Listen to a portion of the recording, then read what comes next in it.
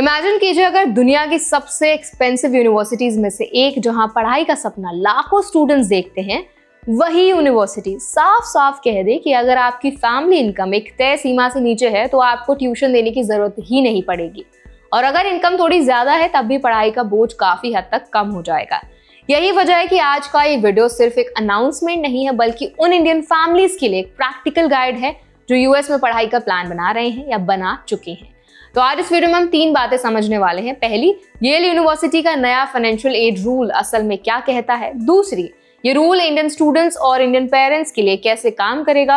और तीसरी, Indian families को किन बातों का एक्स्ट्रा ध्यान देना है ताकि इस पॉलिसी का सही फायदा मिल सके।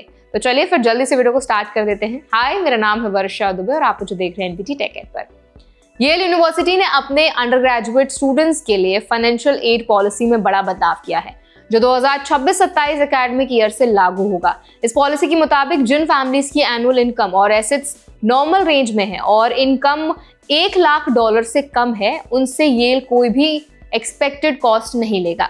इसका मतलब सिर्फ ट्यूशन ही नहीं बल्कि housing, meal plan, travel cost, health insurance और even a small startup grant तक कवर किया जाएगा।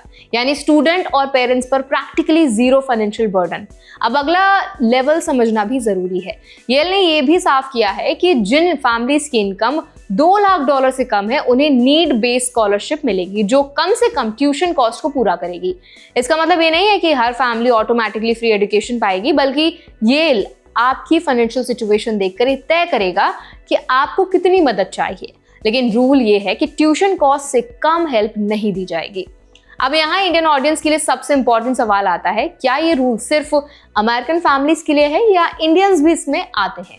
तो येल का financial aid model need based है, नेशनैलिटी बेस्ड नहीं है। यानी अगर आप इंडियन स्टूडेंट हैं, चाहे आप यूएस में रहते हो या इंडिया से अप्लाई कर रहे हो, येल आपकी फैमिली इनकम और एसेट्स के बेसिस पर ही एड आपको डिसाइड करेगा। लीगल तौर पर येल एप्लीकेंट्स को एबिलिटी टू पे के बेसिस पर रिजेक्ट नहीं करता। ये पॉलिसी 60 ईयर्स से चली आ रही है और यही रूल इंडियन स्टूडेंट्स पर भी अप्लाई होता है। अब जीरो पेरेंट शेयर कॉन्सेप्ट को सिंपल लैंग्वेज में समझ लेते हैं। इसका मतलब है कि ये मान लेता है कि पेरेंट्स से कोई कंट्रीब्यूशन एक्सपेक्टेड नहीं है। पहले ये थ्रेशोल्ड $65,000 था, फिर $75,000 हुआ और अब इसे $1 लाख कर दिया गया है।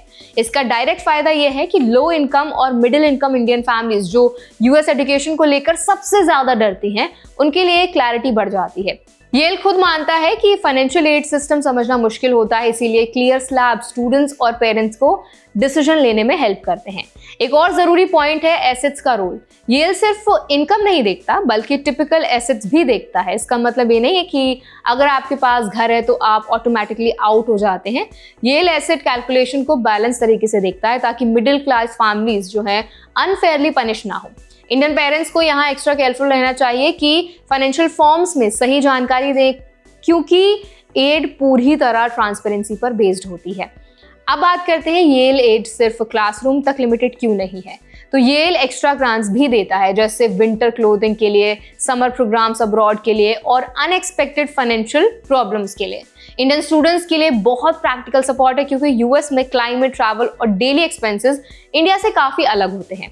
येल ने कॉस्ट ट्रांसपेरेंसी बढ़ाने के लिए टूल्स भी लॉन्च किए हैं, जैसे इंस्टेंट नेट प्राइस एस्टिमेटर और my intuition quick cost estimator. Indian families के लिए टूल्स बहुत यूजफुल हैं क्योंकि एडमिशन से पहले ही रफ आइडिया मिल जाता है कि एक्चुअल कॉस्ट क्या हो सकती है। इससे फॉल्स एक्सपेक्टेशंस भी कम होती हैं और प्लानिंग बेहतर होती है। अब सबसे इंपॉर्टेंट एक्सप्लेनर पार्ट है इंडियन पेरेंट्स और स्टूडेंट्स को क्या सावधानी रखनी है। तो पहली बात तो ये है कि येल की एड नीड बेस्ड है, मेरिट बेस्ड नहीं है।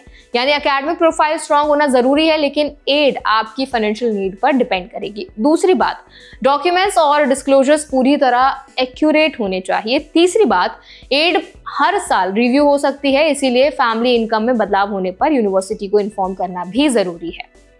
तो आई होप ये वीडियो आपको हेल्पफुल लगा होगा। अगर ये वीडियो आपको पसंद आया हो, अच्छा लगा हो, इसने आपकी हेल्प की हो, तो इस वीडियो को लाइक जरूर करें, शेयर जरूर करें। आपके मन में कोई सवाल है जो आप हमसे पूछना चाहते हैं तो वो भी कमेंट सेक्शन में जरूर बताएं। ऐसे और भी अपडेट्स के लिए, वीडियोस के लिए, इन्फॉर्मेशन के लिए हमारे चैनल एनबीटी टेक एड को भी जरूर सब्सक्राइब करें।